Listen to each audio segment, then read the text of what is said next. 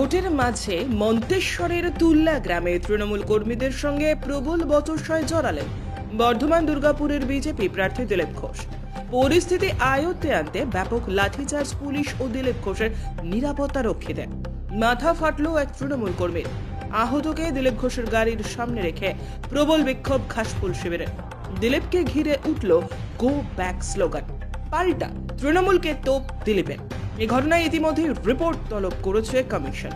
সোমবার বাংলার 8টি লোকসভা আসনে চলছে নির্বাচন, তার মধ্যে রয়েছে বর্ধমান দুর্গাপুরও। এদিন সকাল থেকেই নিজের এলাকায় ঘুরছেন সমস্ত রাজনৈতিক দলের প্রার্থীরা। এদিন ভোট শুরুর পর থেকেই মন্তেশ্বরের তুল্লা গ্রামের বিজেপি নেতারা দাবি করেন তাদের এজেন্টকে বুথে বসতে দেওয়া হচ্ছে না।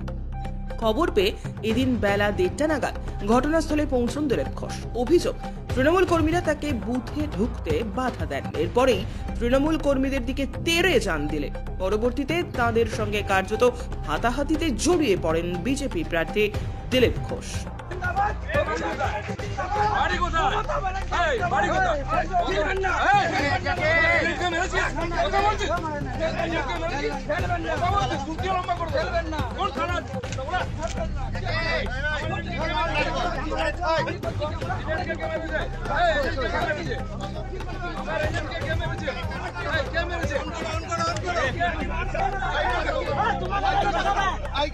হাত ধরতেন কেন? আমরা মারছি নাকি এখানে?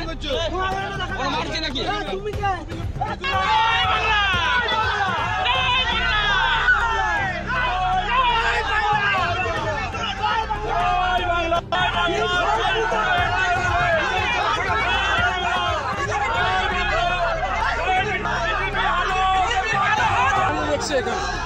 এখন যা যাচ্ছে এখানে এসে দেখুন